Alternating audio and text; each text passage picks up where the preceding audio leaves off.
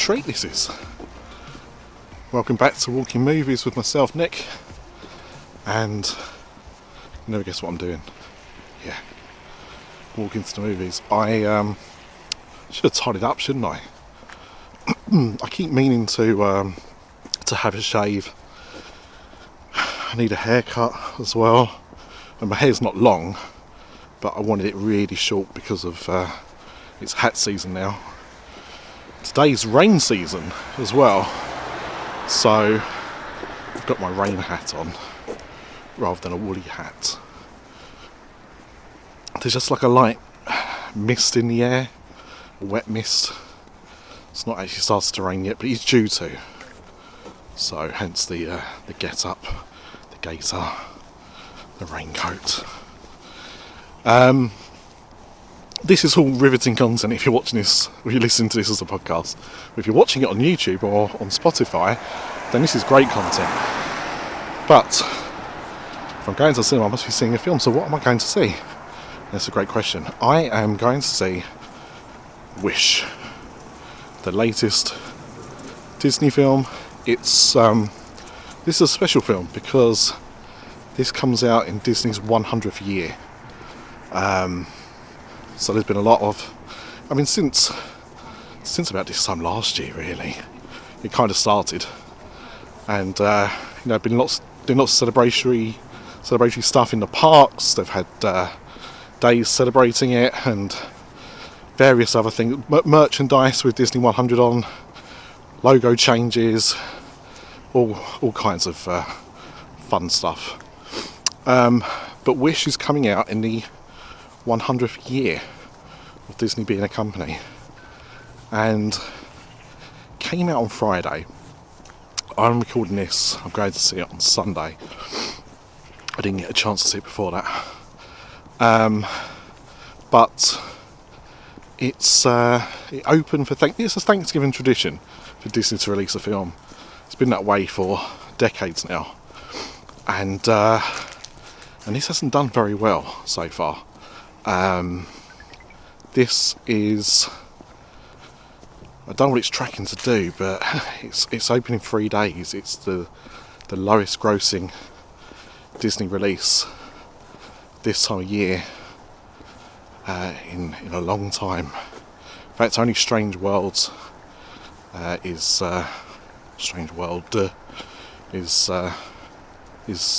worse than this. And it's had a huge marketing campaign, and I've certainly seen this discourse before, that the bigger the marketing campaign Disney do, the worse the film seems to do at the box office. But if you saw my last episode talking about the Marvels, I talked about the Disney Plus effect, and I think one of the biggest victims of that has been Disney films, and particularly Disney animated films. Strange World bombed, did absolutely terribly. Amazon Disney Plus, less than a month, or maybe a month and days after its cinema release. Encanto the year before came out when the Omicron variant of COVID hit, so it didn't do very well at the cinema. That too was released on Christmas Day. And in a year when the cinemas were closed, 2020, they released Soul straight to Disney Plus on Christmas Day. So there's probably a lot of people that are thinking, well, I'm not sure about this film, so it'll be on Disney Plus at Christmas, so I'll just watch it on there. And that's a massive problem if Disney wants to kind of still use box office success as metrics. So, yeah. Now, I saw the teaser trailer that came out last year. I saw a trailer that came out a few months ago. Looks pretty cool. Looks interesting enough for me to go, right, I need to spend a few hours of my day walking to, consuming, and then talking about the film. So I'm hoping it's alright. I think the reviews have been varied. Some have loved it, some have thought it was very Marmite, very kind of in the middle. So there's a bit of a Marmite reaction to it. which seems to be par for the course, to be completely fair nowadays. But yeah, I've not actually read any reviews or watched any reviews, so I am kind of going into this relatively blindly, as much as I can do anyway. But bust just goes past. Yeah, so you know, I'm just hoping it's okay. And you know, I'll be back in a bit to tell you about my thoughts of the film Wish. Speak to you on the other side. Ooh. Well, I've come out seeing Wish. Where to begin? Well, one thing I would say is, one of the things that I did see people talking about with this film was it was too woke. Disney had gone too woke with this film. And I'd just like to say, if you're somebody who likes to use the word woke without knowing what it actually means, then turn this off, unsubscribe, stop following, whatever, because I don't need that in my life. I hate people that don't even know what it is that they're saying. But I don't think this film is too woke. I don't think the film is woke. But I do think that it is, unfortunately, a massive misfire from Disney. Man. Whew. Okay, let's start with the good stuff. The music, some of the songs in the film are pretty good. Some of the songs are pretty good. The animation is also, for the most part, really good. It does feel more like an old-fashioned Disney movie in the art style, less like some of the later work. Some of the character designs are very kind of current Disney, but for the most part, there's stuff that looks like it's more traditional hand drawn animation or watercolors, which is nice. It's a homage to, days past, whatever. And the voice works good. I would say Chris Pine's King, is one of the best villains Disney have produced, probably since The Princess and the Frog. He's a really good villain, a very classic type of villain. You could see him quite easily fitting in with the likes of him, Maleficent, Cruella, Wicked Queen, in terms of like the evilness and stuff like that. And also, what I would say is, I think the core story, the core message, is also pretty good.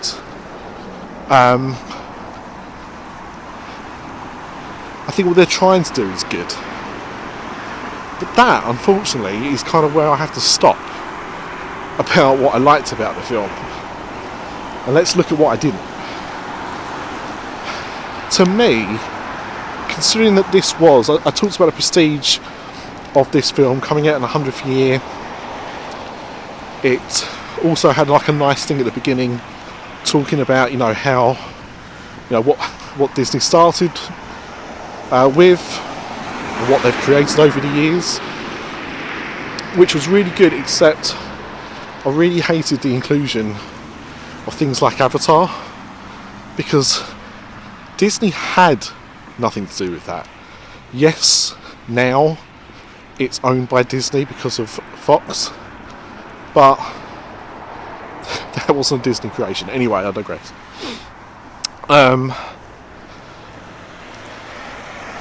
It was still nice to see at the beginning. But I just... It felt like I was watching a DreamWorks film trying to imitate a Disney film.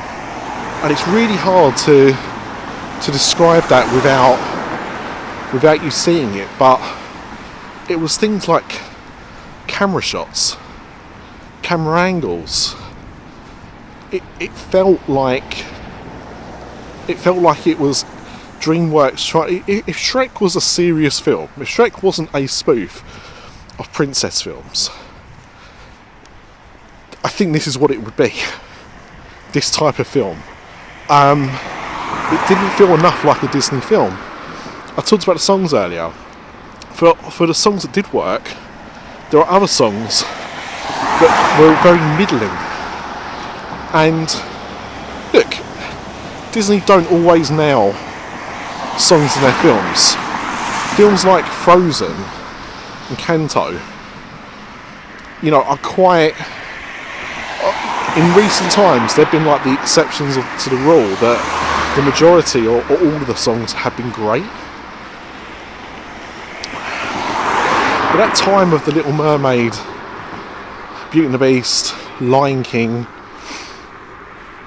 Jungle Book, those days kind of gone. And, you know, Disney they don't always get every song right. And this film is a classic example. That there's a few songs I'm like, oh yeah, I could listen to that again. And there are a few songs I'm like, what was that about? How did that go? Already, I've just left the cinema. Like, it's insane. Because they just weren't interested or engaged enough. And I just think, oh, right, okay, another thing that really annoyed me, and this may be a me thing and not a you thing, but the little kind of nods to Disney history, costumes, little Easter eggs, like some of them were quite cute, and some of them were really obnoxious, I thought, and it's way too on the nose, and I just thought he's just trying too hard.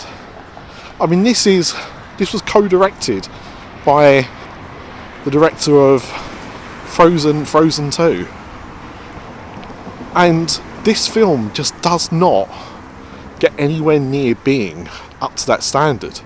Like, I'm actually quite shocked at how I felt about this film leaving it. There were numerous times I rolled my eyes, and the weird thing is, right at the beginning, when the film opened up and the first number, I was like, I'm enjoying this, why is this doing so badly? Then I carried on watching it, and I can't work out why it didn't work. I can't work out why it didn't work, because I said the voice acting was good, the character designs are pretty good. I think the goat sidekick didn't work for me, which I was quite surprised about, because in the trailers I thought, oh, it looks quite cute, but it was just like Donkey from Shrek. Yeah, I just thought, for a film that was coming out to celebrate the 100th year of Disney, it felt lazy, it felt quite unoriginal, and it was 94 minutes and felt boring.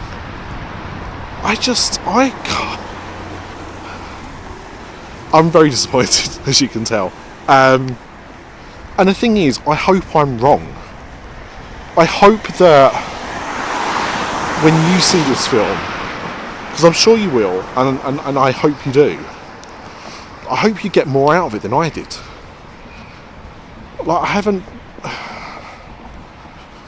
I like Strange World. That film did badly. I think Strange World was a better film than this, overall. And I don't think this is as good as Encanto or Frozen 2. I'm shocked that it missed for me as much as it did.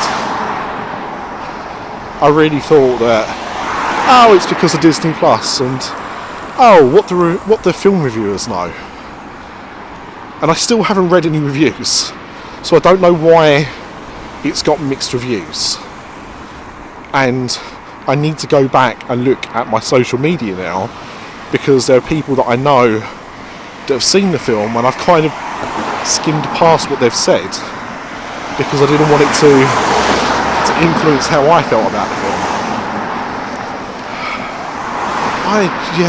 Man. Wow.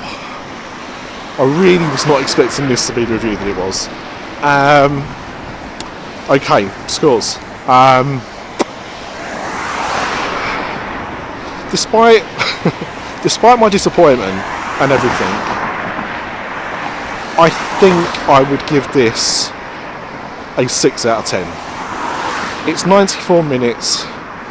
The animation is nice, mostly. The songs, there are some good songs. You know, it's not a complete disaster, but it's very disappointing. And I think that's probably why I'm being more harsh on it. I mean, I don't think 6 out of 10 is an awful score, but I was not expecting to feel that I have to explain why I'm giving it the score that I'm giving it as much as I am. And I'm not sure if I'm being too generous. I don't know. Yeah. So that's it. Should you go and see this film?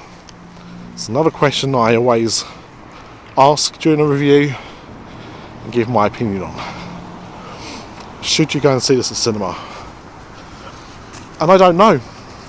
I think if you've got kids and, you know, Trolls has been out about a month now in the UK, and Wonka's not out for another few weeks.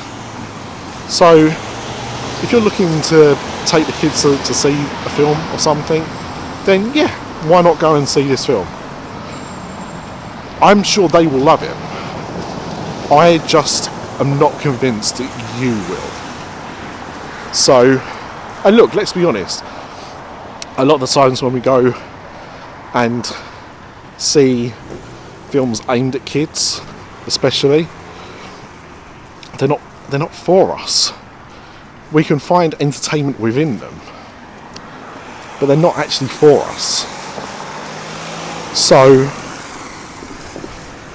if you're willing to sit through a film that you know you might not enjoy yourself, go and see it. But I'm disappointed. So I don't know what's next for me. I will be going to see Wonka as soon as I can. I am looking forward to that film. I don't know if there's anything in between that I'll be going to see. So look, just subscribe. It's free. When new episodes come out, you'll be notified. Please like and share. Like it if you like it, don't if you don't. But yeah, I don't know what else to say. I'm disappointed, so disappointed. You know, I'm glad I don't have a Disney podcast that I have to justify this anymore, I guess. But man, oh man. And I really hope you get more out of it than I did. You know, as I said, I went into it in a fairly good mood. You know, there's no reason for me not to have enjoyed it. But I just didn't. So, it's really dark where I am. I cannot see the floor. So I'm going to now use this light from my phone to go and see the rest of the way. And I'll end this review here. But thank you so much for giving this some time. Let me know in the comments below, what did you think of this film? Am I a massive a-hole? Have I got this completely wrong? Or have Disney just fumbled it? And hope that with Inside Out 2, which was trailered before this film, that's when they're going to kind of get back on track with things. It really worries me about that now, you know. How that film's going to do. The trailer looks cute, like it's only a short trailer, and I did like Inside Out, so I'm hoping that this is, you know, Pixar getting back on track, but yeah, don't know, guys. Alright, thank you very much. I'll see you for the next review. Until next time, of course, remember, the Flint lives.